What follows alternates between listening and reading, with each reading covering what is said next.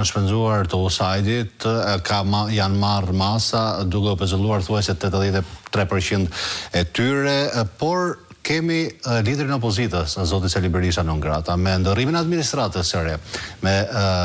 ngjitjen e zotit Donald Trump në shtëpinë e bardhë, me luftën që po i bëhet sorosizmit, mund themi, jo vetëm në Shtetet e Bashkuara të Amerikës, por edhe në vende të ndryshme të botës, se përfshi edhe Shqipërinë në këtë rast. A priti që të ketë ndonjë rishikim për sa i përket non gradës, pasi po faktohet dita ditës që këto OJF-t dhe mediat e pavarura të qeverisë dhe qeveria antikorrupsioni Ramës,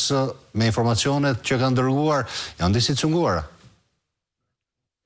Po, besoj që është e dukshme që heqja e non gratës për zotin Berisha ka mbetur vetëm si një formalitet që do duhen disa aspekte teknike, sepse politikisht edhe publikisht ka rënë në të gjitha format, ka rënë qoftë përmes, ne e shikojmë këtu drejt për drejt në Shqipëri, e shikojmë përmes mungesës së ndërhyrjeve më, apo justifikimeve të përfaqësive tuaja, përfshirë të ambasadës amerikane, që nuk linte rast pa e përmendur dhe kujtuar që Sali Berisha është non grata dhe se si kjo do të kishte ndikim në marrëdhëniet me Partinë Demokratike. Ne shikojmë që marrëdhëniet e Partisë Demokratike në Amerikë janë krejt të tjera, për Partinë Demokratike ka një rezolut që u miratua pikërisht në Washington, në zemrën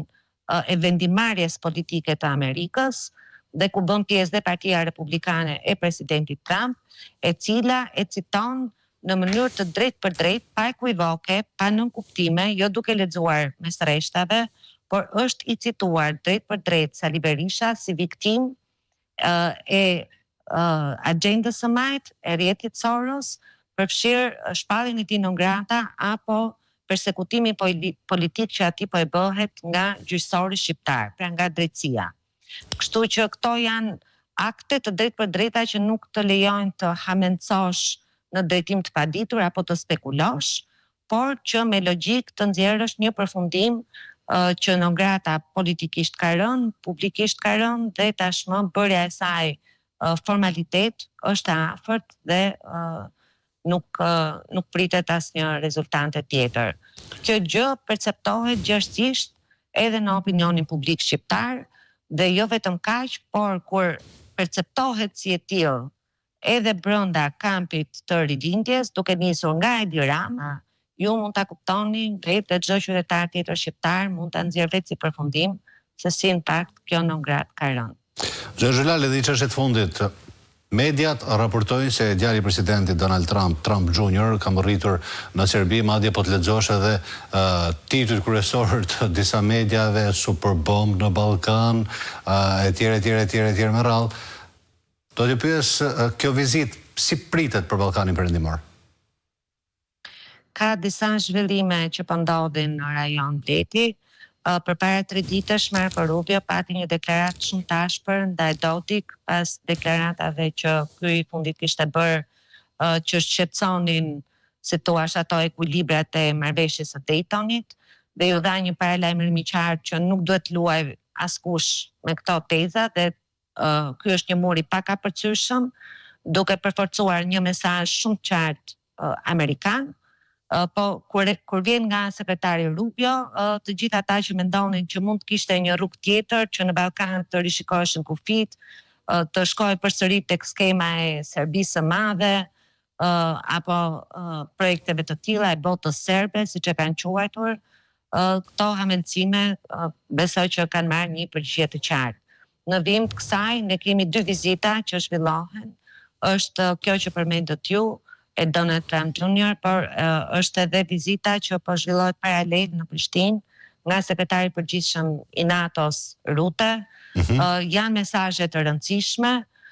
ndërkohë sigurisht që Vučić do t'i japi të tjetër jehon vizitës që po ndodh në Beograd, sepse pushteti i tij është në rënim e sipër, aty ka kohë që po zhvillohen protesta masive, të cilat nuk po heshten dot dhe Vučić i ndjen pozitat e lëkundura dhe jetëgjatësinë në pushtet e shikon me ditë të numëruara. Do ta shikojmë nëse kjo vizitë ka realisht këto nota me cilat e përshkruan ai, sepse ne tani për tani dim vetëm atë çfarë ka dalë nga media serbes që siç e dim janë tërësisht të kontrolluara nga Aleksandar Vučić, apo janë dhënë paralajmërime të tjera, dhe është ndjekur qasja që Vučić nuk duhet të tentojë të provokojë konflikte të tjera në Ballkan, do duhet të presim të shikojmë cilat janë mesazhet që janë përcjell, por zyrtarisht ne dim që Amerika ka folur përmes sekretarit të shtetit Marco Rubio dhe nuk kemi një qëndrim ndryshimi këtu, ashtu sikurse edhe në kuadër të NATO-s që përsëri flet me zërin e Amerikës dhe europianëve bashkë, kemi një vizitë shumë të rëndësishme me mesazhe shumë të rëndësishme që po zhvillohet në Prishtinë. Dhe këto janë inkurajuese për ne. Zoja Xholari, falenderoj që ishit në këtë bisedë me mua.